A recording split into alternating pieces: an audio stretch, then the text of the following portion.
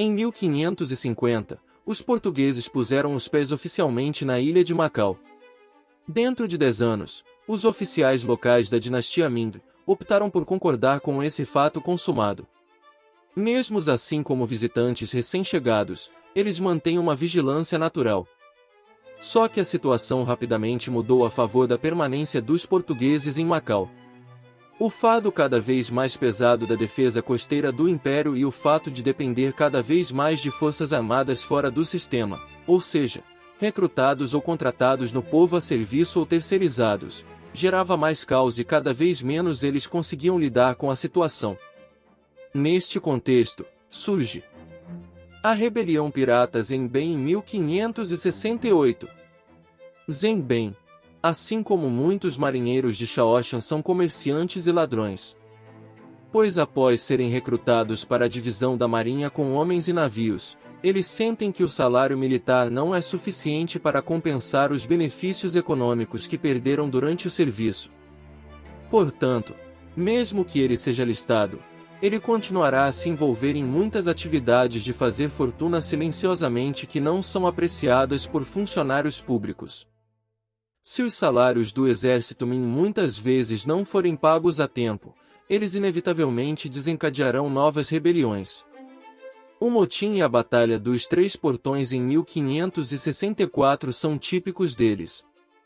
Zenben, o líder pirata que já havia aceitado Zhao, redeclarou sua saída do sistema do exército Ming em 1567. Ele, e mais de 3.000 pessoas sob seu comando saíram ao mar em dezenas de navios de vários tamanhos e atacaram a península de Leizhou, no sul.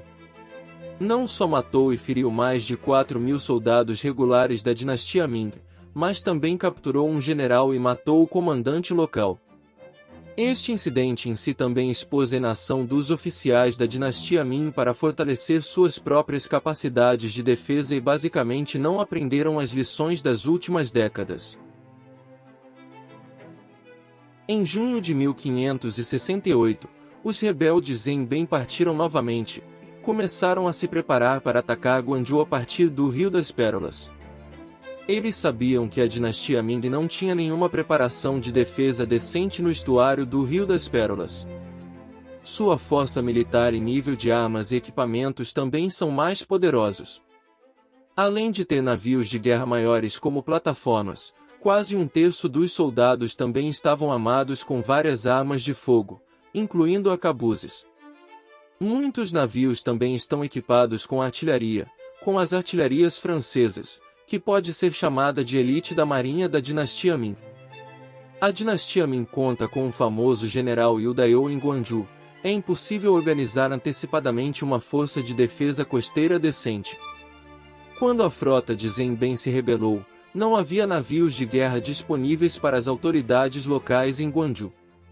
Enquanto os rebeldes corriam até a foz do Rio das Pérolas, o estaleiro Guanin começou a reunir mão de obra para construir novos navios.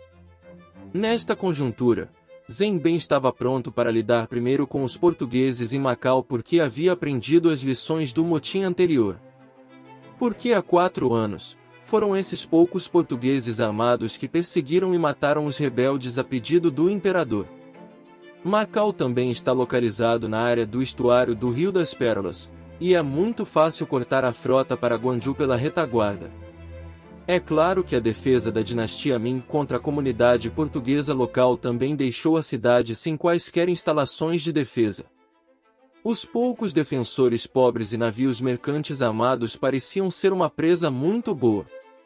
Os bens orientais e ocidentais empilhados na ilha são o que os rebeldes estão ansiosos para apreender. Um misto de estratégia, vingança e saque levou e levaria qualquer estrategista no lugar de Zenben a fazer esta escolha. Em 12 de junho, os primeiros navios rebeldes apareceram perto de Macau. No dia seguinte, uma frota de até 40 navios começou a atacar. Naquela época, havia apenas um galeão armado de Malaca na ilha de Macau. Embora existam muitos residentes permanentes e comerciantes temporários na cidade, existem apenas 130 portugueses. Tristão Vaz da Veiga, que serviu como comandante temporário, só podia usar marinheiros, um pequeno número de soldados e escravos para formar um exército de resistência de 130 pessoas. 40 deles estavam estacionados num único navio marítimo, e os 90 restantes formavam um pequeno exército de campo sob seu próprio comando. Um pequeno número de homens experientes lutou com alabardas, enquanto a maioria eram mosqueteiros que precisavam de cobertura posicional. Deveres de combate mais próximo caiu para os escravos negros dos mosqueteiros. Quando o exército pirata de Zenben começou a desembarcar, eles usaram 1.500 mosqueteiros para abrir o caminho. De vez em quando, eles abriam fogo nas colinas onde os defensores estavam agachados, esperando usar sua superioridade em número e poder de fogo para obrigar o oponente a fugir. Mas os portugueses, que não tinham para onde ir, tinham uma tática preparada: uso de canhões com tiro a queima-roupa.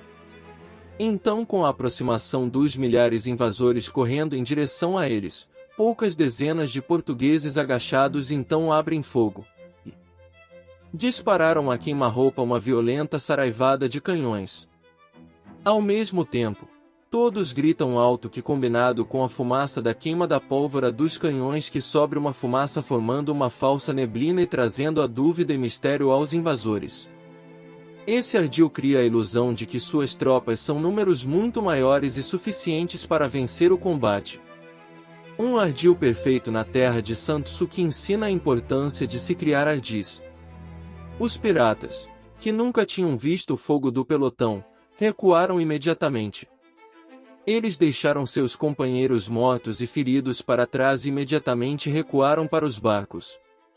Zeng Iben não quer desistir de Macau. No dia seguinte, mais 3 operações de desembarque em larga escala foram organizadas.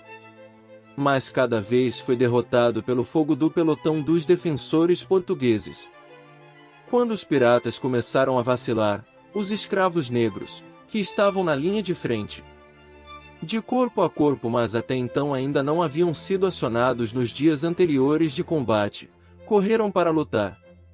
Desta forma, os rebeldes não só perderam muitos soldados, mas também foram capturados um grande número de mosquetes.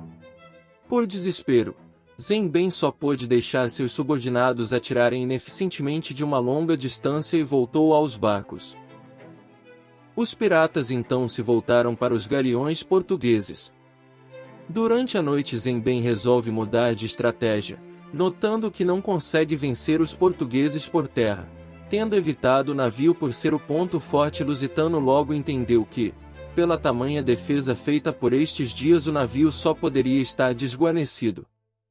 Então, no dia seguinte, a frota de Zenben começou a atacar o galeão português ancorado na ilha. Ele e seu núcleo de comando acharam que atacar um galeão português era uma ideia boa. Enfim, fizeram. Ao amanhecer, o galeão português aportado em Macau foi atacado com galeras equipadas com artilharia.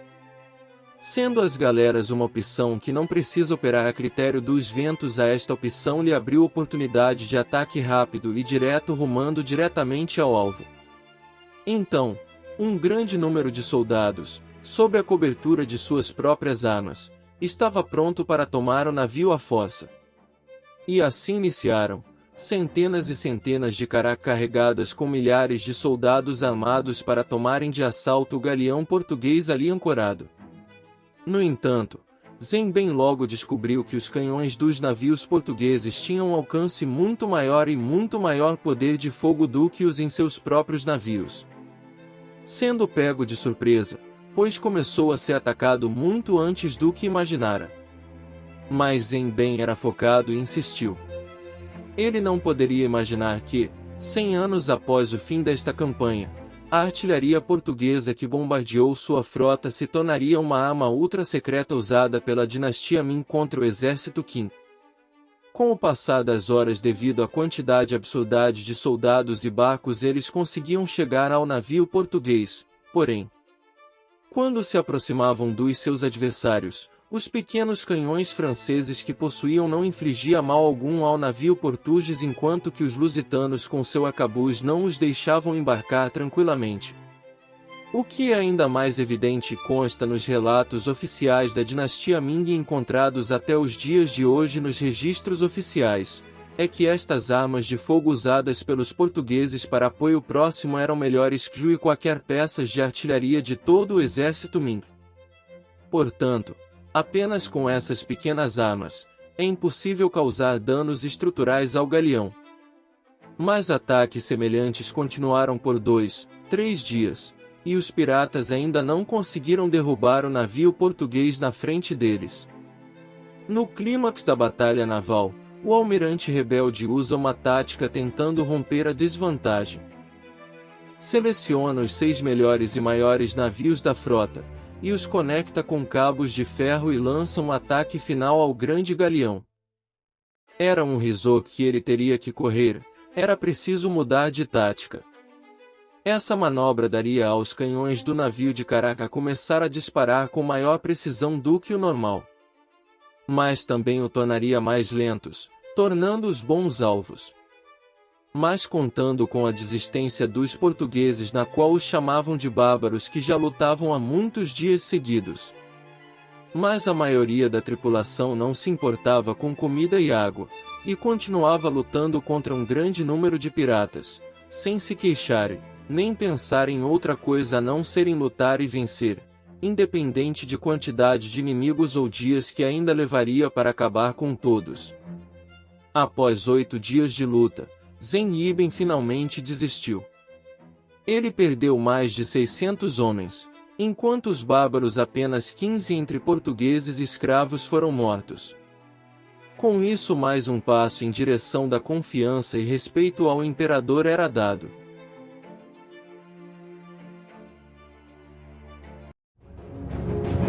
O descobrimento de Portugal.